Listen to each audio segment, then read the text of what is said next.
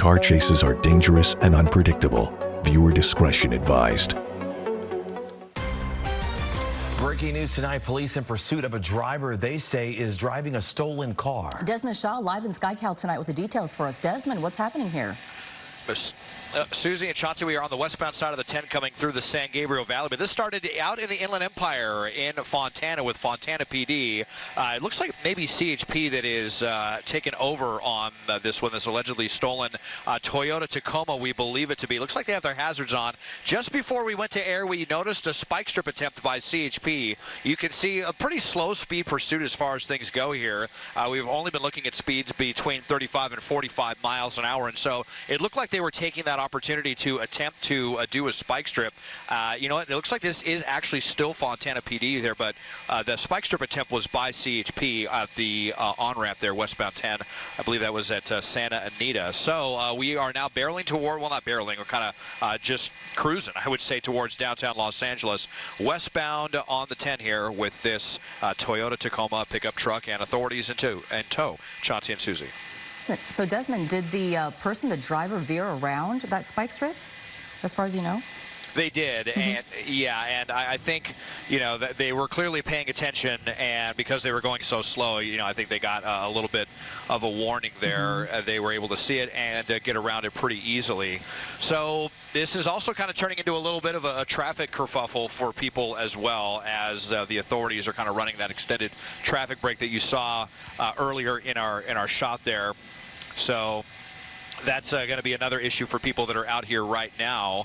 And it's not clear if there's anything else going on here as far as how this vehicle was taken. Was this a carjacking? Was this a vehicle where the engine was left running as someone ran into a liquor store, something like that? We're not privy to that information at this point. They also haven't said how many people are inside the vehicle. So we'll see if we get any of that information right now. And we'll see if there's another spike strip attempt here with these slow speeds. It can certainly open up that opportunity for CHP, but they did already dodge at least one of those attempts. All right, Desmond, and we are getting information that this did start as a carjacking. We want to flip it over here to the desk, and Mike, you have this information on how this all started. Right, and we're listening to the radio traffic right now. This is, as Desmond mentioned, this is still Fontana PD. Fontana PD not interested in giving it up to CHP. CHP has asked them if they want to take it over, and Fontana PD says, nope, we want to hang on to this one. And it did, yeah, Chauncey, as you mentioned, come out as what's called a 215 vehicle. That's the penal code in California for a carjacking. That's what this is a carjacking.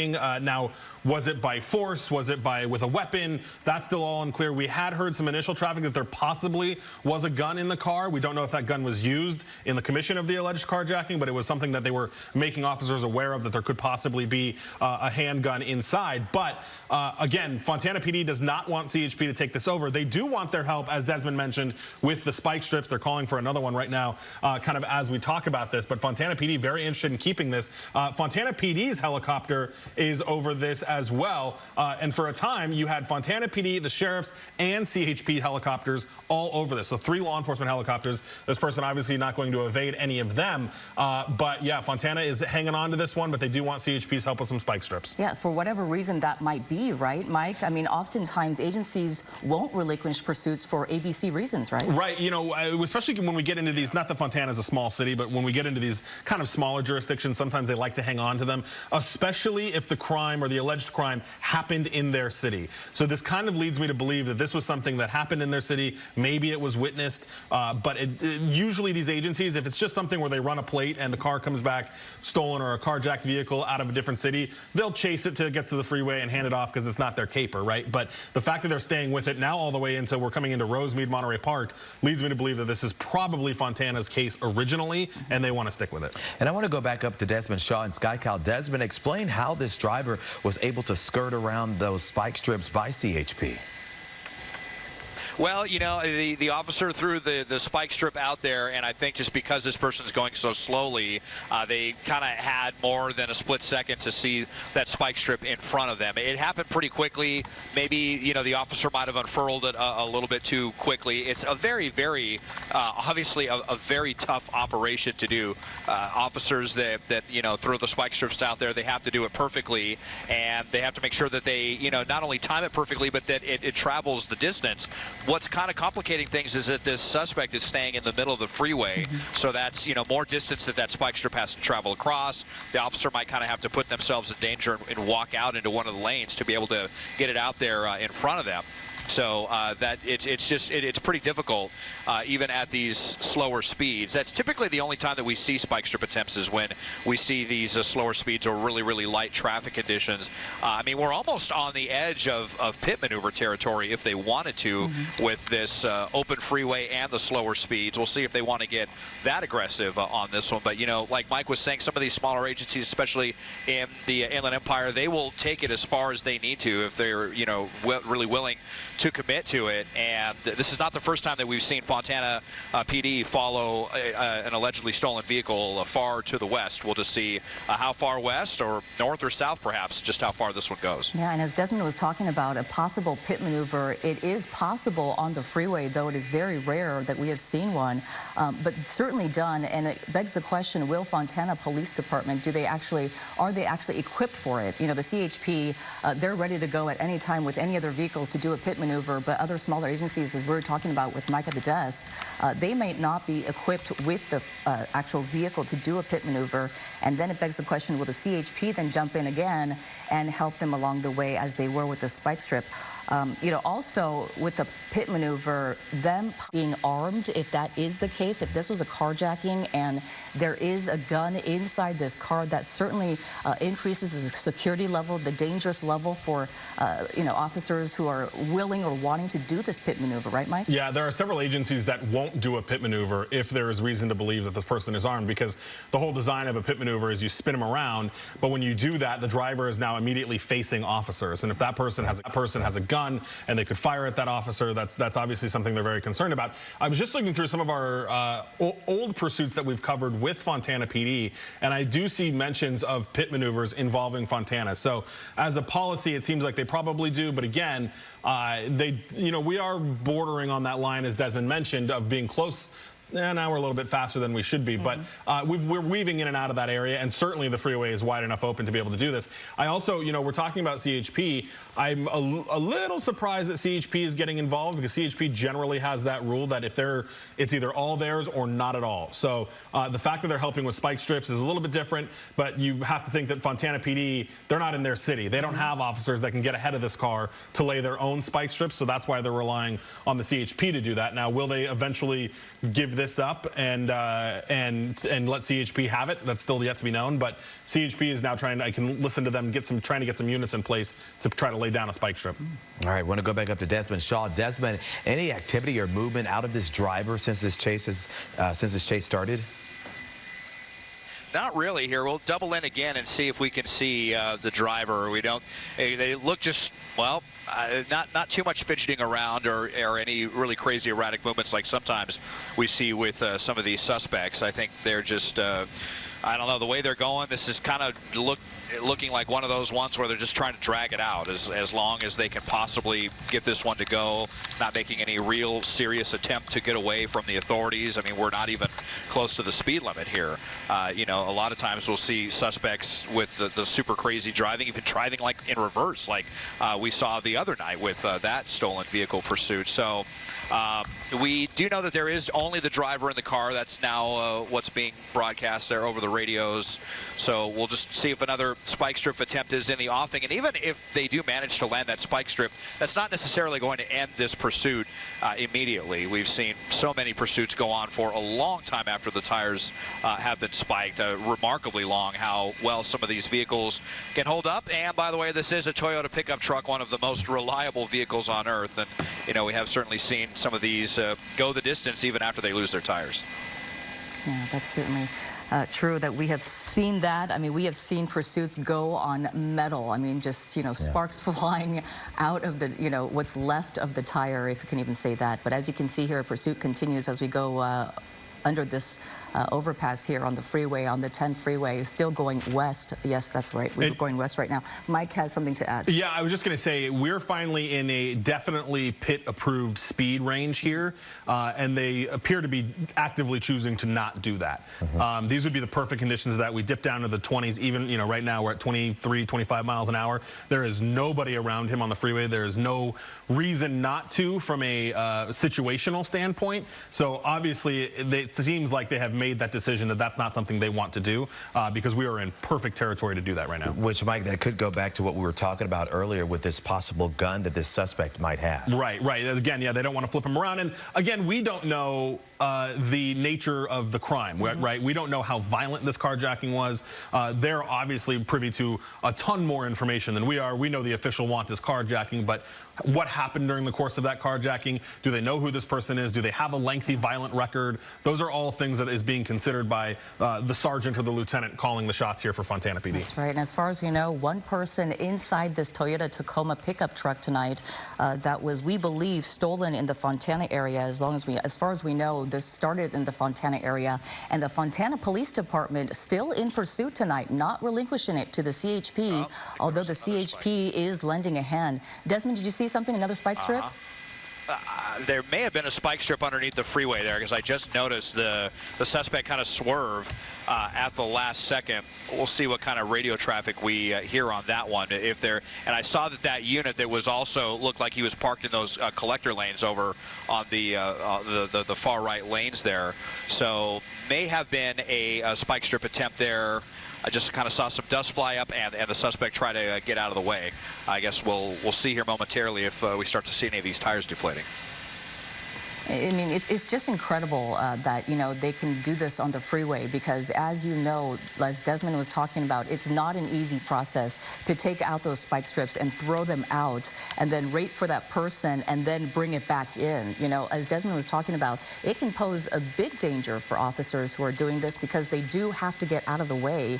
And obviously, there's not a lot of traffic on the freeway. Thank goodness for that. So that's giving officers a lot more advantage right now. Mike, at the desk with this update. Yeah, so I'm playing back the video that Desmond was just looking at from where that spike strip was, and it does not look like the spike made contact. It looked like the CHP officer had it kind of covering the outer two lanes, and then when Desmond saw him swerve, that's when the driver noticed it and you know, pulled around it. And that is why doing a spike strip on the freeway is notoriously hard. You're trying to cover, sometimes I think this is 5 or 6 lanes, Des, with one set of spikes that it just isn't going to cover the whole thing. No, it's true. Yeah. And you know, even absolutely much easier to do on the street. Yeah, and that was the second attempt, correct, Mike? That was the second attempt for the spike strip by CHP. Yeah, so this driver, once again, skirting around that second spike strip. We're told by officials this might have started as a carjacking there in Fontana PD, behind this suspect, armed with a gun. We're still waiting on official word about that. I want to go back up to Sky Cow with Desmond. It seems like, Desmond, that we've had times that this truck was going a little faster, but then they keep slowing down and now staying in the middle lane. Yeah, we've primarily been in the middle lanes here, and this suspect, you know, they definitely seem to have no interest in driving very fast at all. This is definitely on the slower end of the spectrum as far as these pursuits go, which, you know, can definitely give the authorities time to set up for a spike strip maneuver. That's an advantage for the authorities.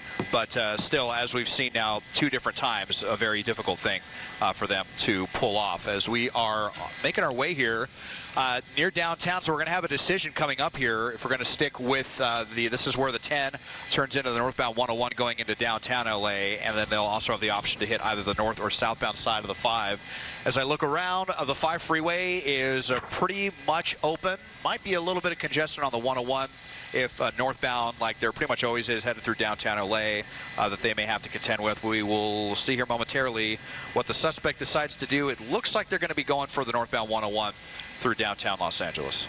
All right, Desmond, thanks. We want to go over to the mic. We want to go over to the desk with Mike. You've got some information now? Yeah, my colleague Orlando at the assignment desk just spoke with Fontana PD, and we've really narrowed down exactly what happened here. 7:15 p.m. tonight at a gas station at the corner of Citrus and Merrill, a driver, a person that owns this truck, was pumping gas in their car when the suspect, according to Fontana PD, came up with a gun and carjacked the truck at gunpoint. Now, we're told that the victim was not injured in this. No shots were fired. But again, carjacked the victim at a gas pump at gunpoint. The truck then took off. Obviously, the victim called 911. They were able to get the license plate in the system, and Fontana PD officers spotted the truck, were able to get behind it, and here's where we're at now. So now we know that this crime, this alleged crime, did happen tonight, and as we were kind of talking about, possibly at a gas pump. Now that we know exactly where it happened, and again, a gun was used, which also explains the hesitancy of Fontana to do this pit maneuver. Yeah, absolutely. It definitely broadens the story, doesn't it, as to why they're choosing to do what they're doing and not doing, obviously, for the reasons being the fact that this person is armed. As far as we know, one person inside this car, and we're talking about someone who can, do something like that, capable of, taking someone's car, pointing a gun at that person, again, at gunpoint, and then taking that car. Who knows what else they're capable of. So officers definitely taking their time with this one, and definitely the Fontana Police Department not giving it up. Yeah, Mike, which also explains why CHP is helping, not taking over the chase, but they are helping Fontana Police with those spike strip. Right. I would definitely say that because of the severity of the crime now, CHP is going to be a little bit more willing to help out. I think that if this was your run-of-the-mill stolen car, or if this was a DUI driver, I don't know that CHP would want to get involved, since they have that pretty strict policy. But since we're talking about an armed, violent crime, that's probably why CHP is a little bit more willing to help out. Yeah. All right, we're going to go back up to Desmond Shaw. Desmond, it looks like we're inching closer and closer to downtown. This could become a very dangerous situation, especially now that we have confirmation that this driver who allegedly carjacked someone at a gas station there in Fontana has a gun. That's right, and so that explains, like Mike said, why they're hesitant to do the pit maneuver, and that also explains why Fontana really is sticking with this one and why they're not handling it off. You had a potentially violent crime or violent attempted use of a gun anyway in their city, so they're wanting to stick with this one from end to end. And now we are getting into downtown Los Angeles. Might hit a little bit of traffic here as we come up on the 110, getting through the shuffle. You notice there, Fontana, they had to as they were coming in, you had lanes that come in from the northbound 101 south of the 10 freeway. They kind of come in on the left, so they had to kind of dart over to the left to cut off that traffic that was merging onto this section of the roadway, just to make sure that they didn't have any innocent people potentially get involved in this pursuit. And you see how many units we have involved here in this one as well. I count at least half a dozen that are down there in this one, as we are nearly at the 110 freeway. And as we zoom back in here, on the speeds, only 30 miles an hour. Actually, kind of surprised, see if we're going to hit any kind of a backup at all as we approach that 110. Almost at the 4-level interchange. And if the suspect wanted to transition to the 110, they could hit either the northbound or southbound 110, but they're keeping it to the left of the freeway. So it looks like, barring any last-second maneuver, actually we just passed the option right there. So we are on our way to Hollywood now, northbound on the 101, and the freeway up ahead doesn't look like it's going to give the suspect any trouble as far as traffic goes. Gotcha. And you always wonder where this person is going. Do they have a plan?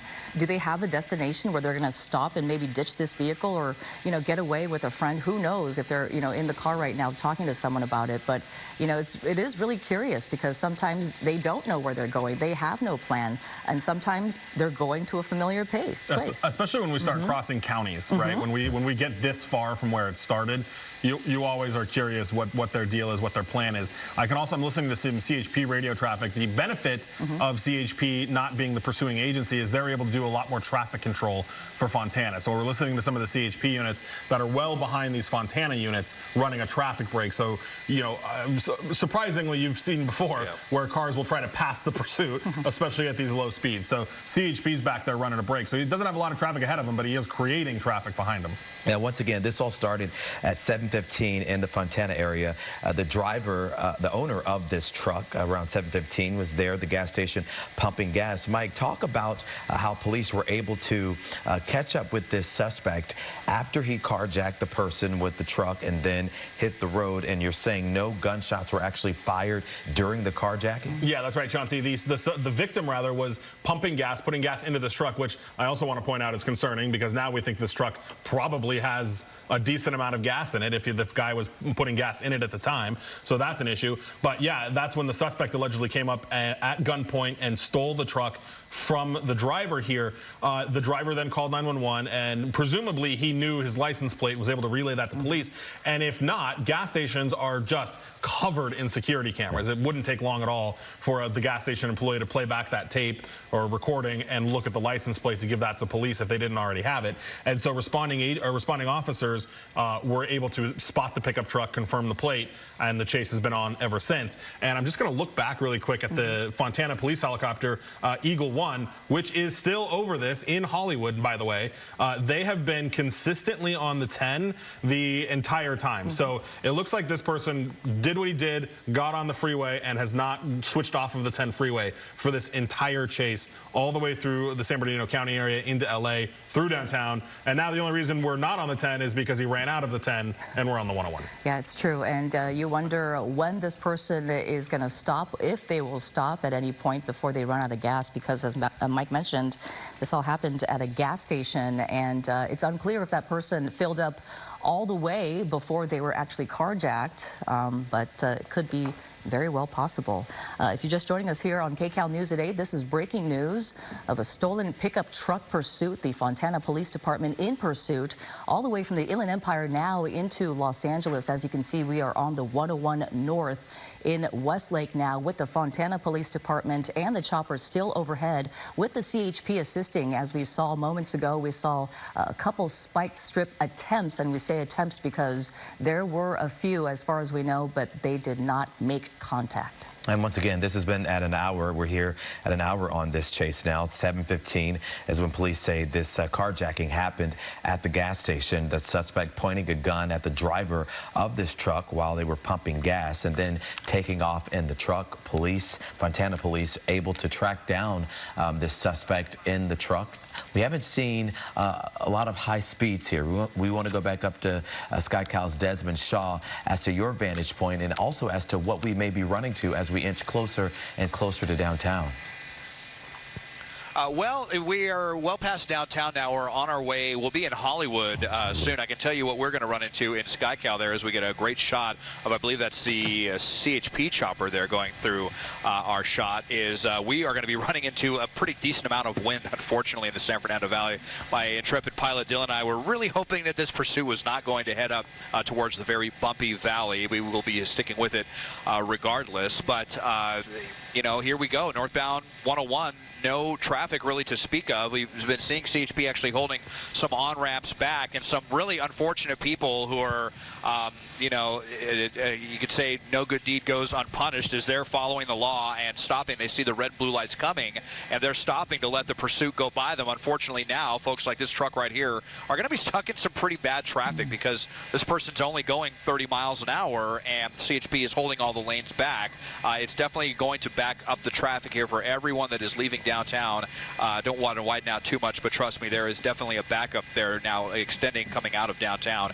And it's just going to continue as long as this person continues to disobey the police and just kind of drag this out as much as they want. If they're going to stick with the freeway and not make any changes to the freeway at all and just kind of stick to this lane, this is going to lead us to the northbound 170, the other half of the Hollywood freeway, and then that'll go up towards the 5, and then we'll see. You know, it's almost have to wonder now if this person is just going to take this all the way to the Central Valley with a full tank of gas just to drag it out as long as possible. Which we have also seen oftentimes. Where pursuits go to die, the Cajon or the Tajon Pass. It's true. Castaic, yep, it's true.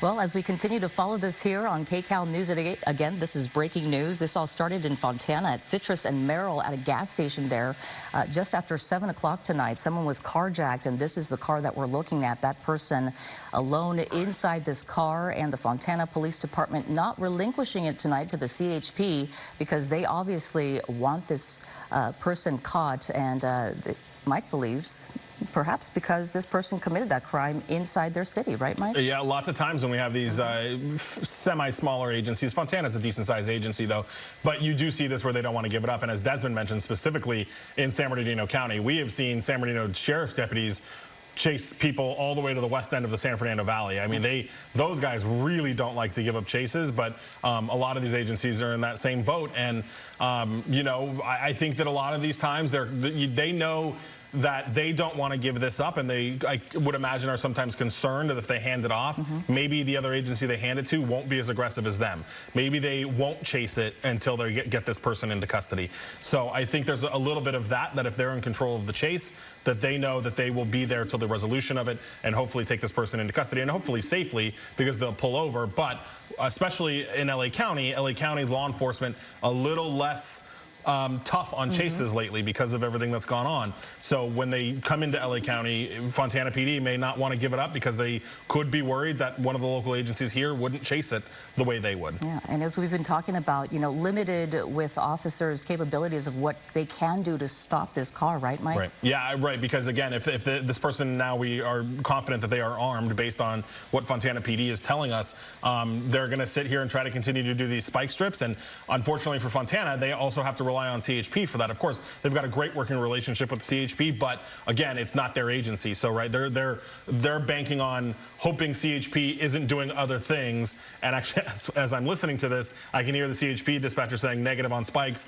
We don't have anybody to come do a spike right now. So those are the kind of challenges that they're dealing with being out of their city. They can't direct their units to get ahead of this, to put spikes down. They're relying on CHP, who has other things going on in Southern California. They're a big agency. Sure. They've got stuff to deal with as well. And as this pursuit keeps on moving through, right? Yeah.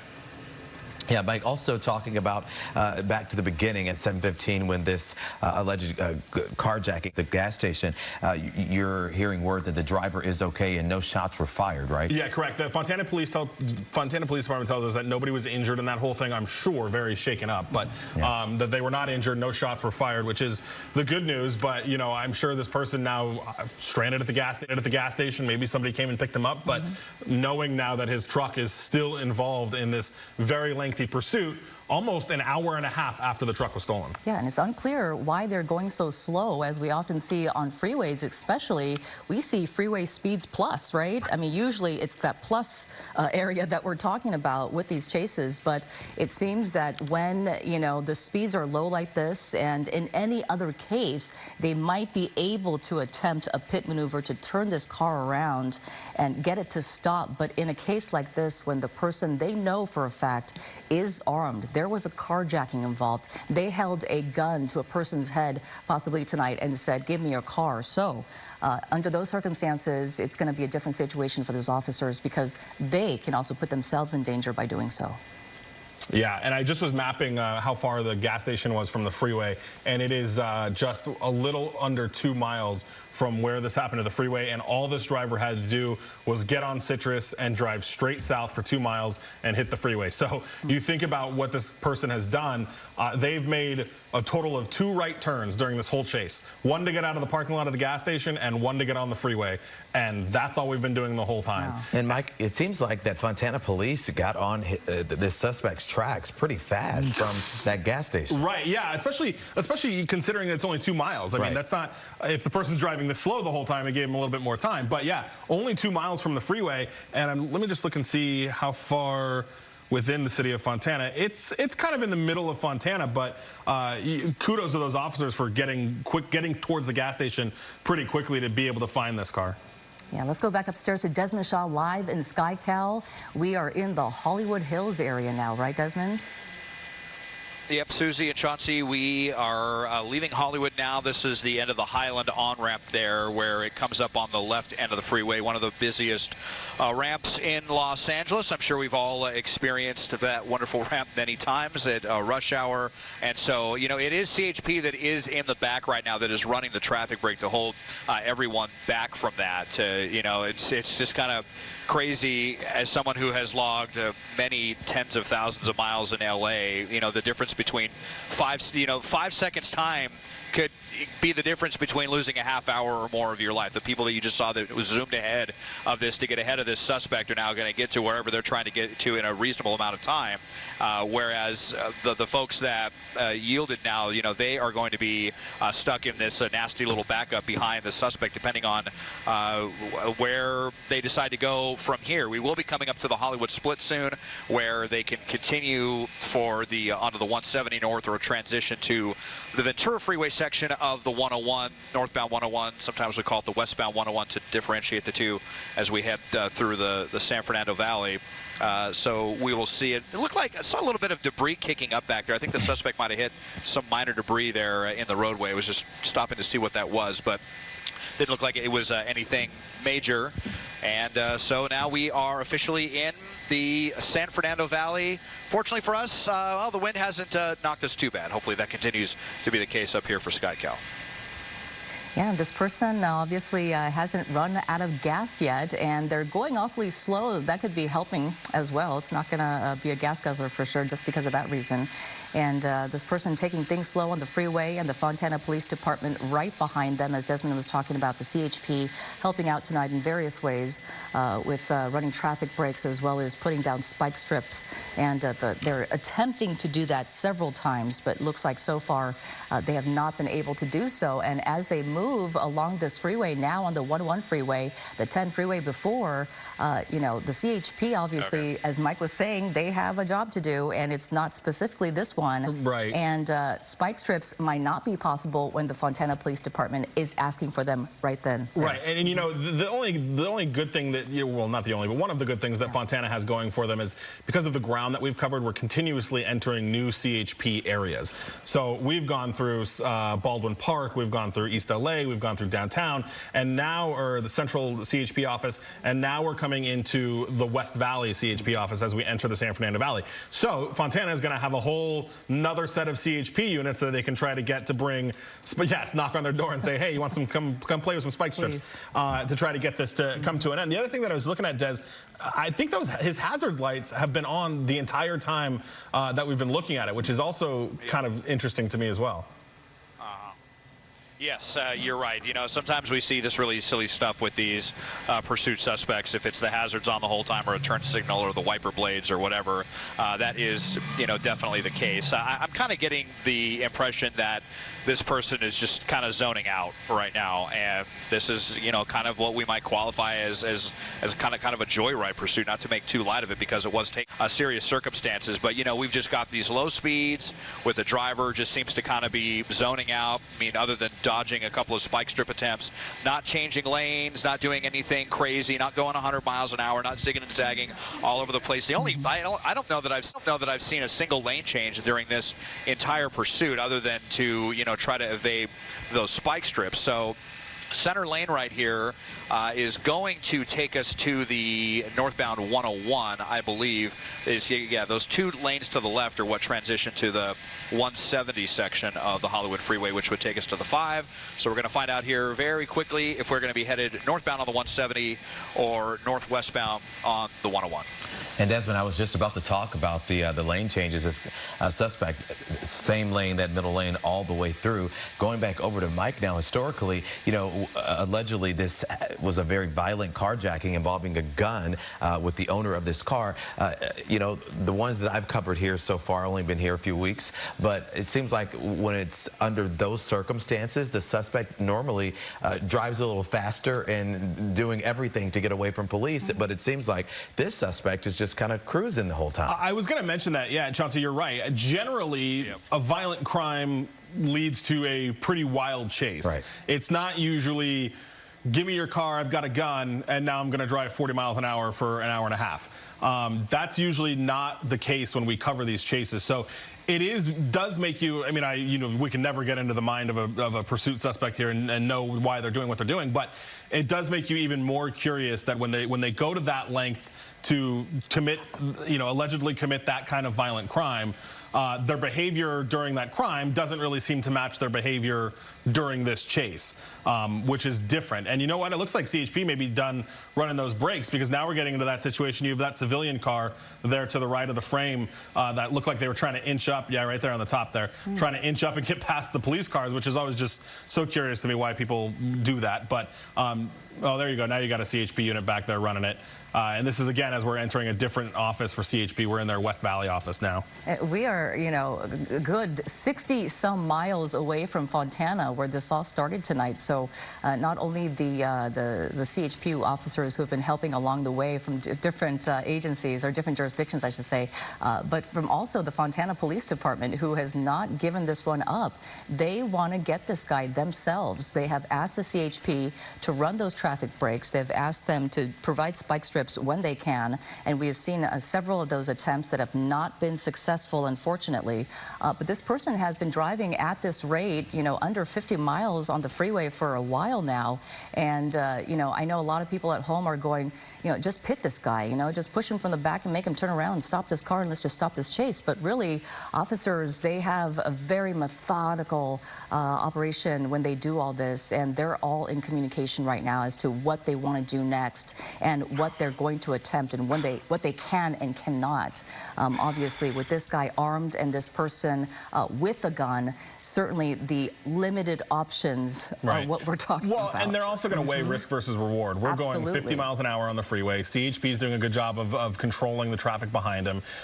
What is the benefit? I mean, risk versus reward of you pit him out and he's got that gun and something terrible happens, or we sit here, we wait him out, we let him run out of gas, and we just let this thing kind of play out in a slower manner.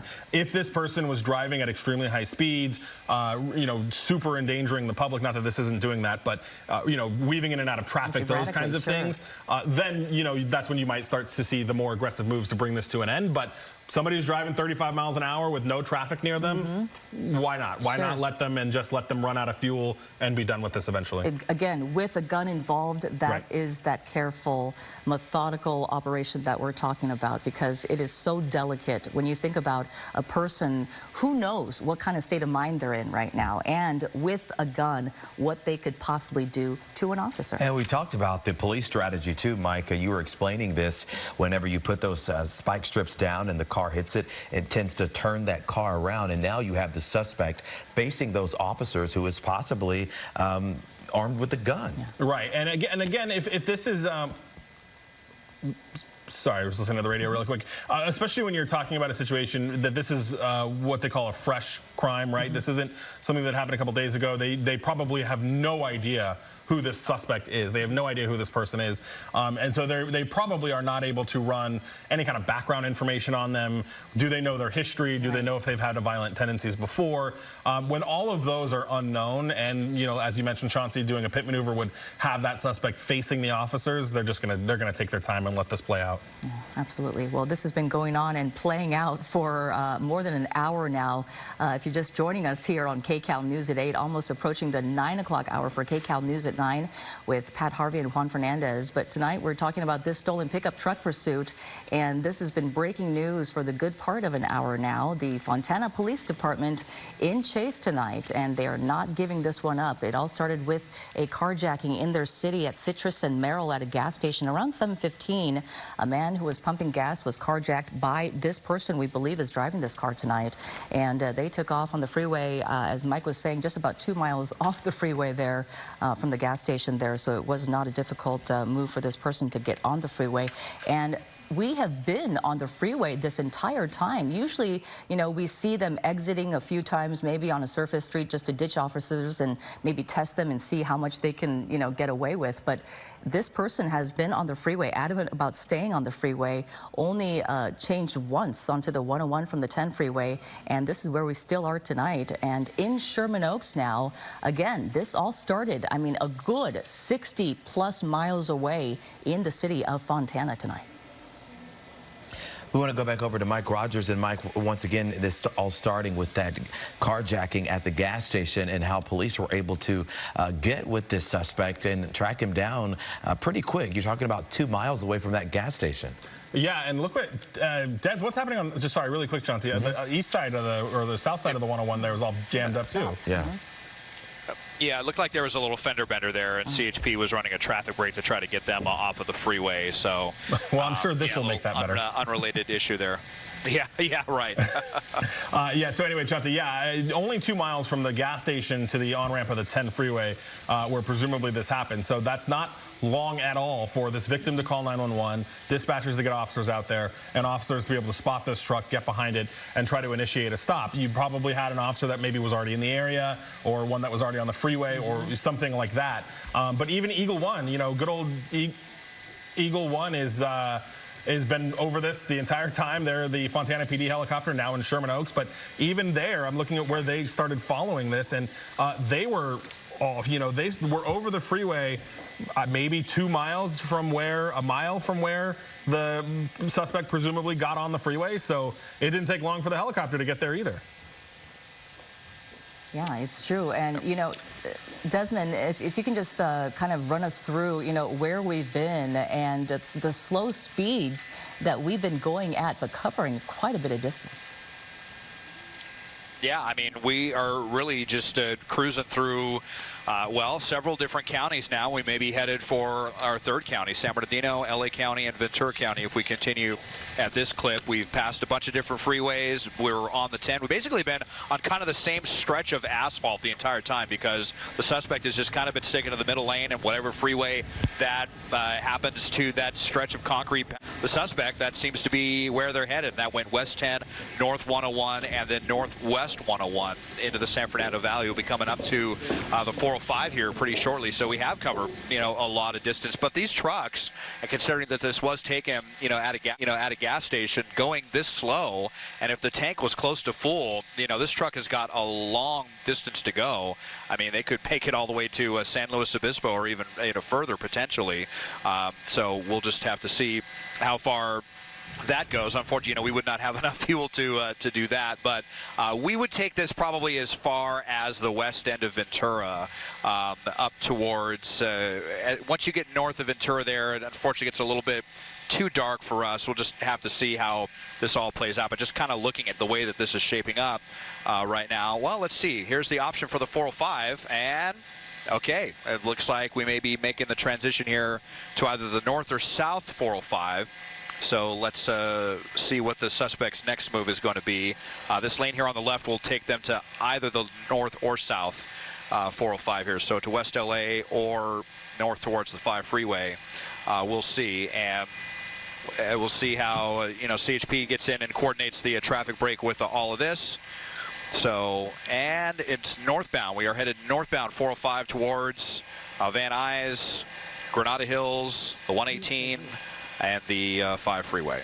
All right, and now we're running into traffic in which we haven't seen here during this chase, actually having traffic. Mike Rogers, from the beginning, we talked about with this suspect getting on the freeway. Seems like the entire time, mostly alone with no traffic, staying right there in the middle lane. Yeah, and already a kind of different situation there on the 405. And, this is the first, what seems to be conscious decision he's made to make a lane change, switch freeways, what have you here. The entire time he's been on the 10.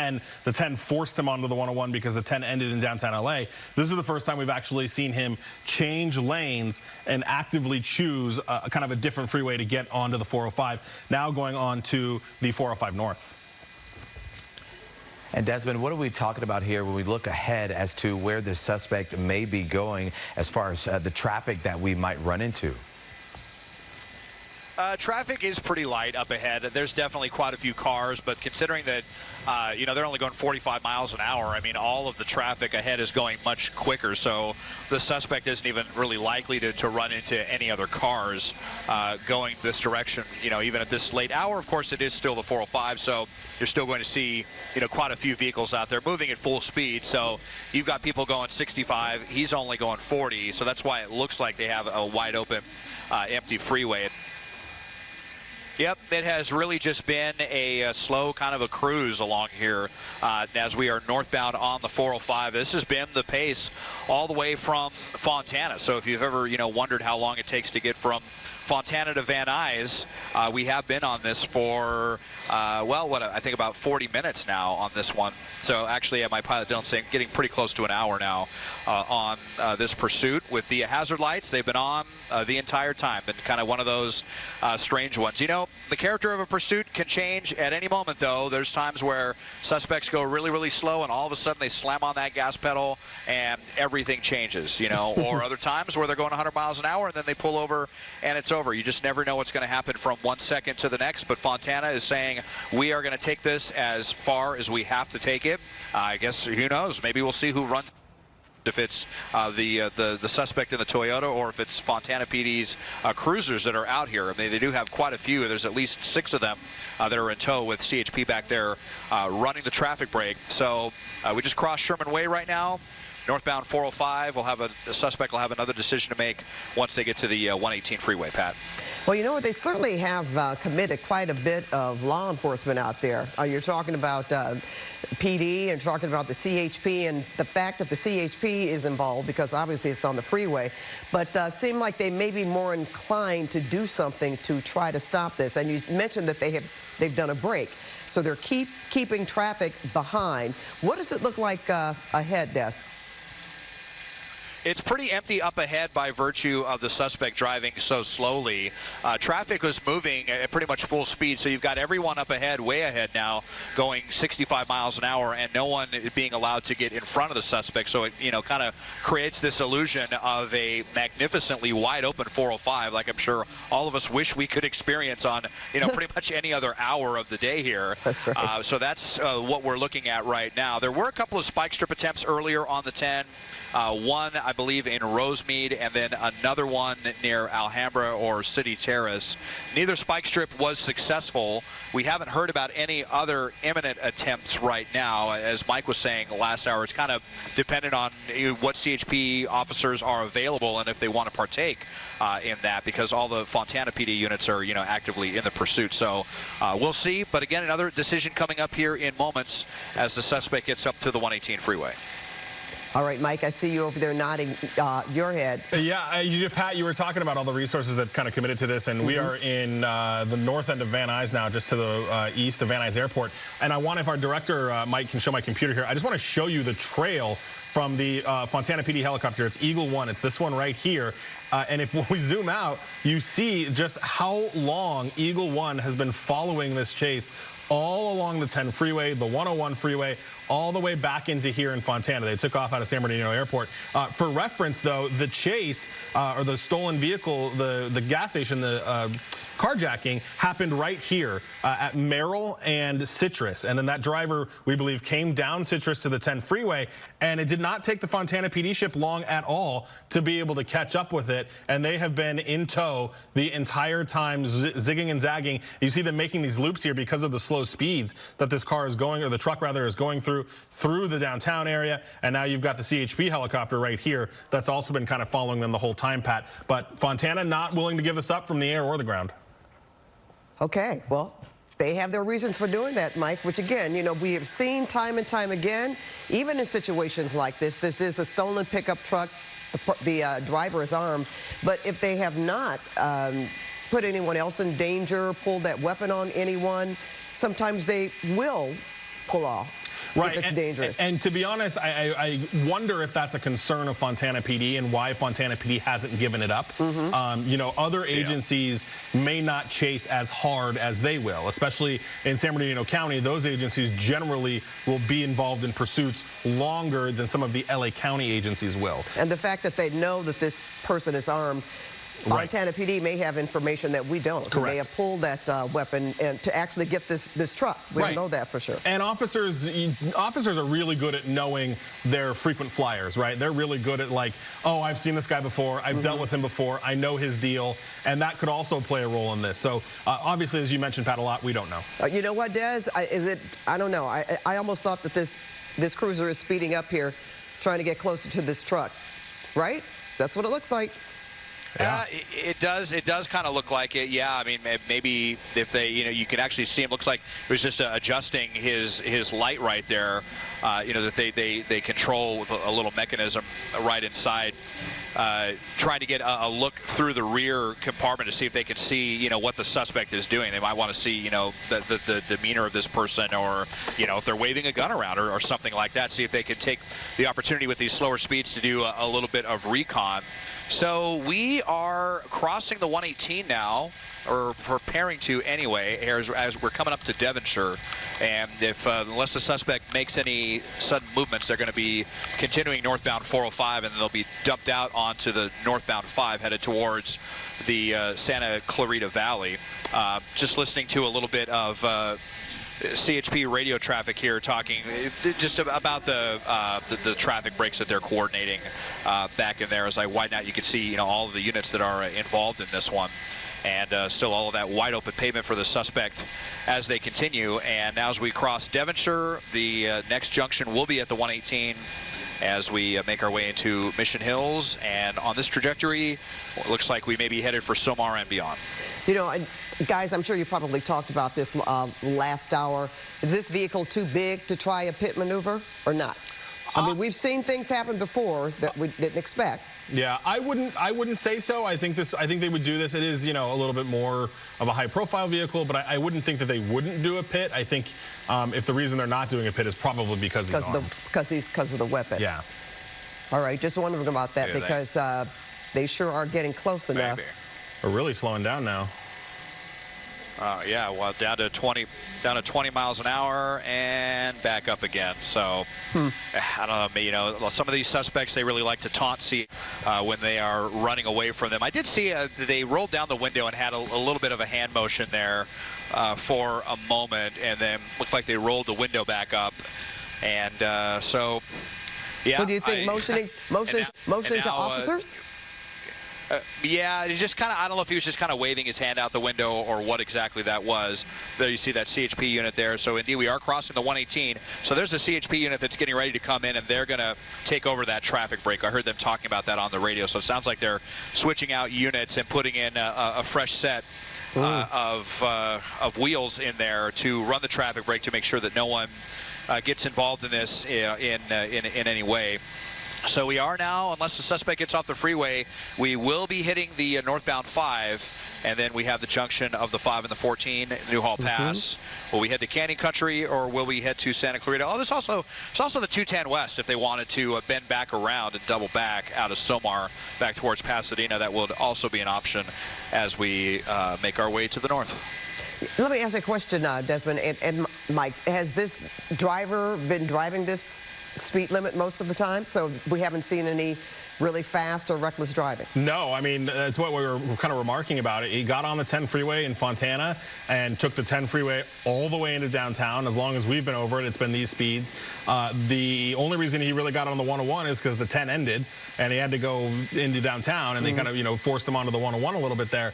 And then the only really conscious decision we saw him make was to get onto the 405 North. He actively moved over lanes to do that, but that was really the first time we actually saw that. Otherwise, he kind of had just gone with the flow and took the 10 as it merged into the 101. Obviously, the 10 continues to Santa Monica, but it just kind of pushed him up into the 101, and that's where he went. And, I also wanted to point out, Pat, Desmond mentioned you have that CHP unit that is swapping out because we've gone into different CHP areas. CHP in this is only running the brake. They're not actively in this pursuit. So while CHP has the luxury of swapping their officers out to keep them from getting fatigued, these are the same Fontana PD officers that have been chasing this guy for the better part, almost 2 hours now.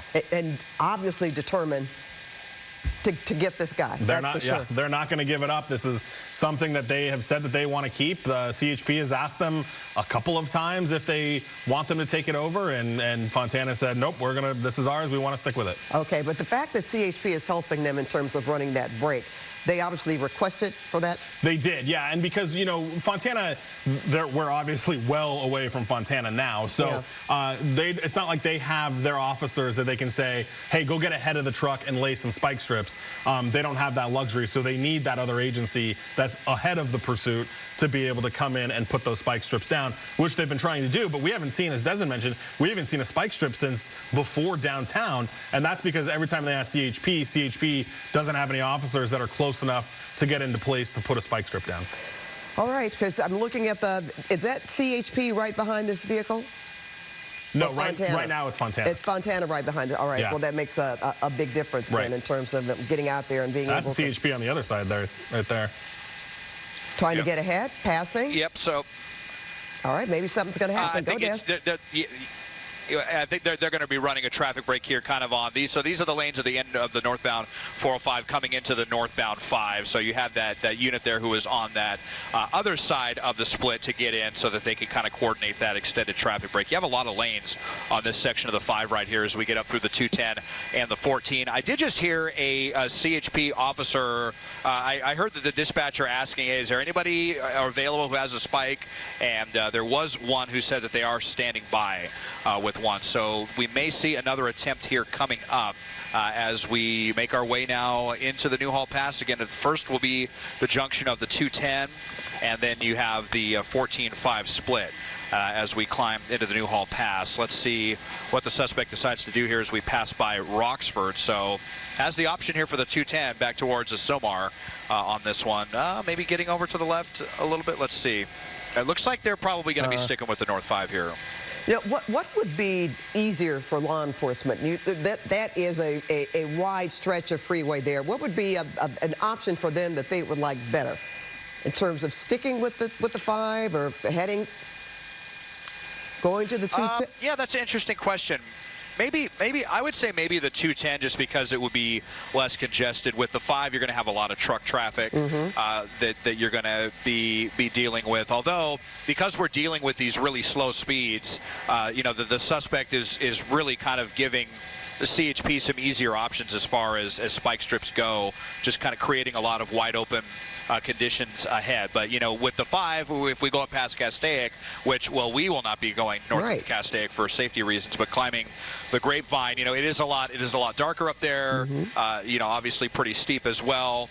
So, I mean, you know, if CHP had to have that kind of Faustian choice, I would say that they would prefer that the suspect go 210, but they're going to be prepared no matter, you know, obviously what direction the suspect seems to go, which looks like it's going to be the northbound 5 as we pass by the 210 ramp right there. And maybe that might hasten them in throwing down another spike strip. Yeah, and you know, the other thing that I was going to point out, and Desmond mentioned it, if we get to Castaic, we can't go any further because of the darkness. I don't know, and Des, I'm asking you this too, I don't know that I've ever seen Fontana do night operations with Eagle One, but H-51, the CHP ship, is still there. Do you know, are they able to fly over the Grapevine there at night, or is Fontana going to lose their air support if they go that far? I believe that they are equipped with night vision. I know that certainly LAPD is. I actually just heard them saying something about night vision, so we'll... okay, yeah, so we heard a little bit of chatter right there. So Eagle One, apparently, the one from Fontana, does not have night vision, but Dylan was hearing that the CHP does. So, you know, and that's another thing. You know, they've had not just all these resources on the ground, but they've had 2 helicopters on this one. At one point, 3 helicopters on this, but we've had at least 2 helicopters on this the entire time. So, you bet, yeah, we are on our way well into the Newhall Pass here. All right, well, that gets pretty dicey then if that continues. As you said, that's going to make it difficult not only for us to fly, of course, but even, you know, as it gets darker, that's going to be more difficult for law enforcement as well to make some decisions as to what they can do. It's interesting to me, again, it's not lost when Desmond was kicking off how many helicopters, how many ground units are involved here. It's like, okay, they want to get something done to stop this. So what's interesting is Eagle One was, it's ironic we were just talking about them. Eagle One is Fontana PD's helicopter. They just pulled off and they're actually headed back south. That might be a fuel situation. Who knows? It looks like CHP's helicopter is still with it. But, you know, Des, as I'm sitting here thinking too, even though CHP can fly into the darkness, they've been up for this entire chase. They launched out of Fullerton. I don't know that they'll have the fuel to make it across the Grapevine to go land somewhere in Kern County to refuel, because they have been up for a significant amount of time as well. Oh, it looks like we're having a little. You back, Des? Having some difficulty there with our signal, which is not unusual. You've been hearing us talking about how difficult it is further you get up the 5 freeway. That could certainly be a transmission problem, but I can hear Desmond faintly trying to get back on the air with us. Are you back, Des? Yeah, I think you guys got us now, Pat. Yeah, we just had to do a little. Had to switch our transmitter there. So here we go. Northbound 5 through the right up by the 14. You see those elevated carpool lanes there.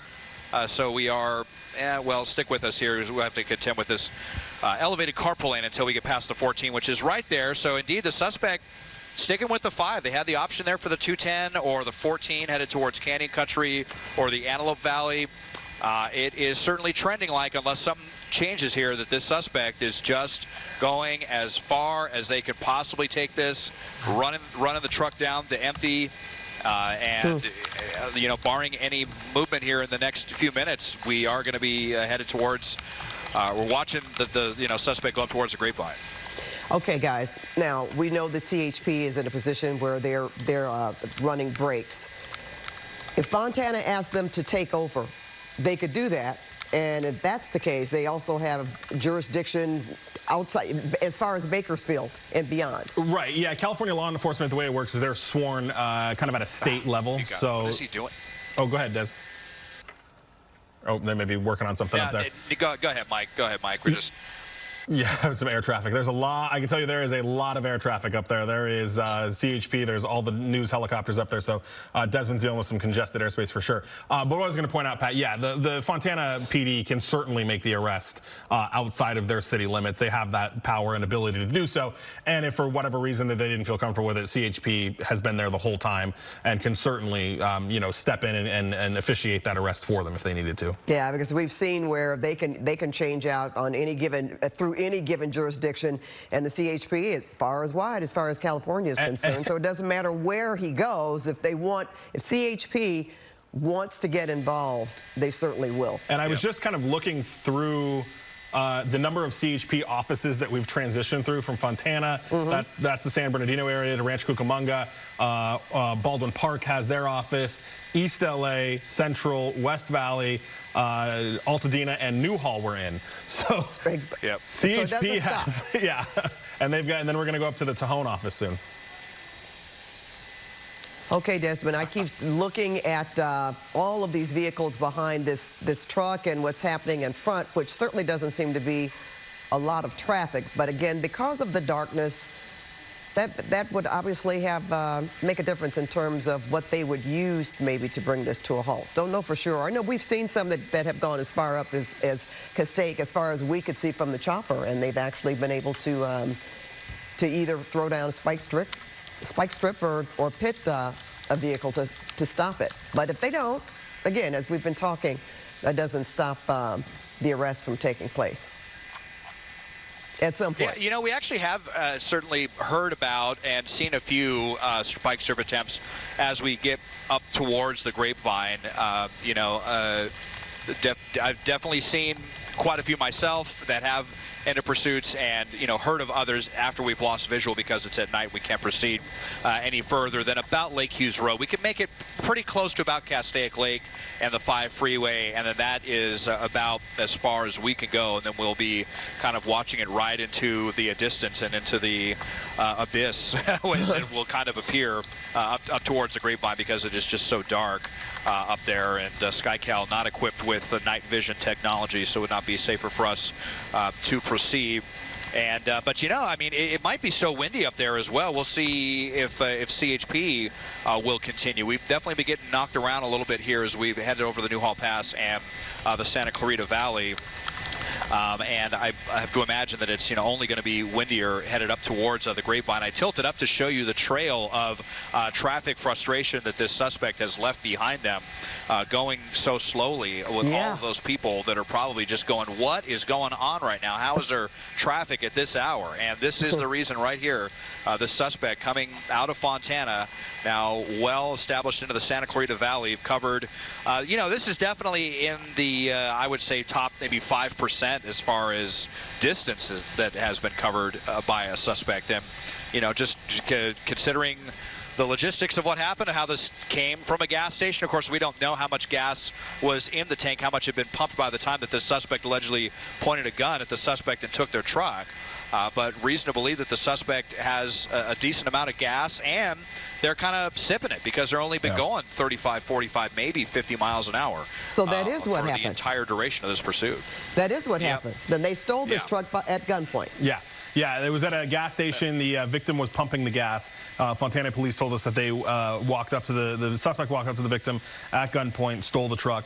The good news, no shots were fired, and the victim was not injured, certainly shaken, but not injured. And the suspect hopped in, took off, and you had some quick responding Fontana PD officers that were able to spot the truck and then got behind it. And that's why they want to get this guy into custody then. Right, because it did, and again, he did point a weapon at and not just stealing the truck, but he had a weapon. Right, and he pointed it at the person. And I think too, Pat, Fontana PD, if this was something where they ran a license plate and it came back stolen or even carjacked, but out of a different city or out of a different county, I don't know that Fontana would have chased it as hard as they did, but because it happened tonight, because it happened in their city, I think that's probably why Fontana wants to stick with it. Yep, and they have. And as, you guys, what has this been over 2 hours now? Yeah, the carjacking happened at so we are 2 hours. Yeah, 2 hours. Yeah, a little over 2 hours into this now. And this guy has not stopped at another gas station. No, he seems to have a full tank. He's going up to 5, and then he's going to run out of options for gas stations once we get, kind of past Castaic up until you get up into the kind of the 138 and the Grapevine up there. All right, again, Desmond, I just, when we look at the manpower that is committed to this, the drivers who are backed up, who can't get where they want to go in a reasonable amount of time because of the brakes, and I want to say that suggests that they may do some more aggressive moves to get this stopped. But, I mean, they have to think about safety. There's no question about that. But they seem to really be willing to commit the resources. Right. To get it done. And I think, too, to your point about what freeway would they like better, and Des, you'll know better than I, but the 5 freeway, once you get into the mountains, it reduces to either 2 or 3 lanes, right? That might make it easier for them to do a spike. Yeah. That's why I asked that question. Well, normally it continues 4 lanes all the way through to the Central Valley, but there's been the on and off construction that's been going on for a long time, and there may be stretches where it goes down to 3 lanes past the upper crossover. Haven't had to drive that section of the northbound 5 in a while, so can't say for sure, but normally it is 4 lanes all the way to the Central Valley. But I mean, that's still less than we've been seeing. I mean, we've been on freeways where we've had 6, 7, even 8 lanes there earlier at the 5-405 merge. So still easier for CHP than what we've been dealing with, and they've certainly had a lot of successful spikes on this section.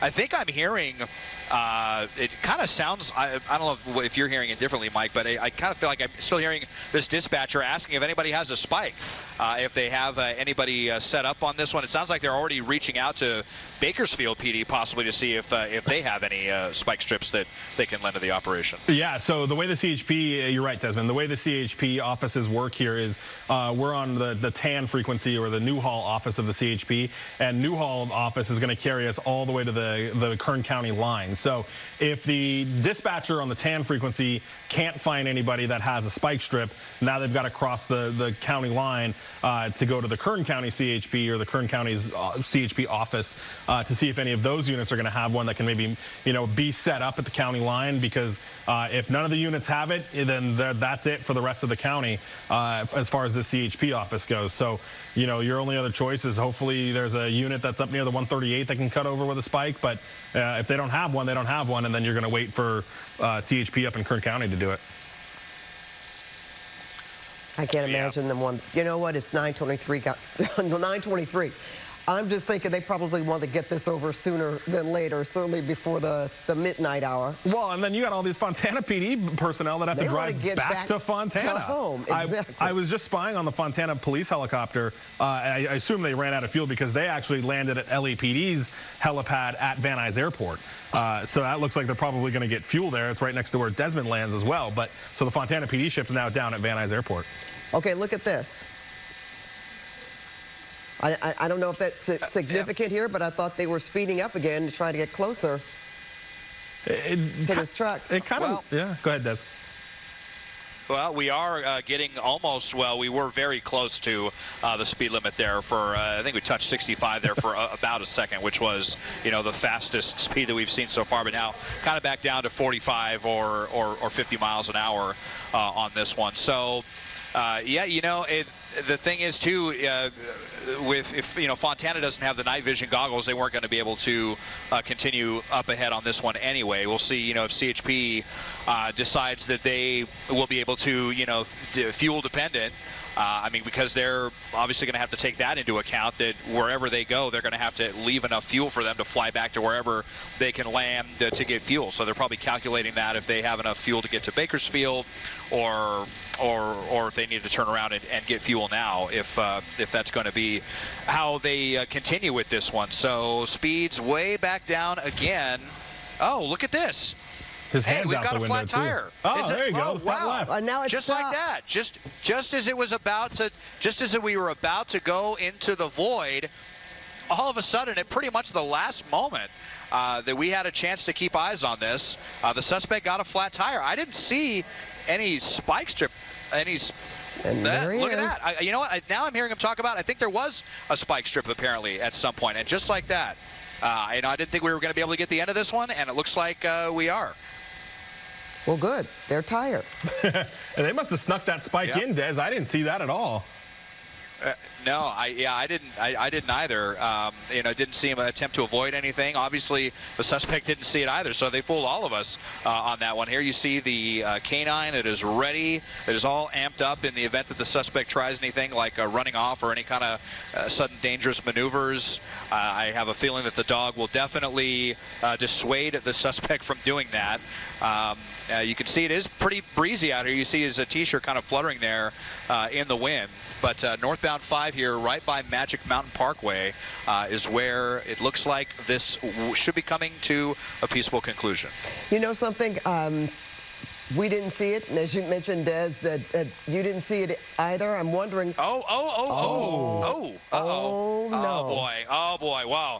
Wow! That changed quickly. Well, I don't know what happened there. It looked like CHP didn't like whatever he was trying to do there. It looks like that's. No, okay, that's the leash of the K-9. I thought maybe that was a spike strip, but boy, he just got a couple of nasty bites there and a pretty tough trip to the pavement. Just trying something really quick that Fontana PD was not happy with.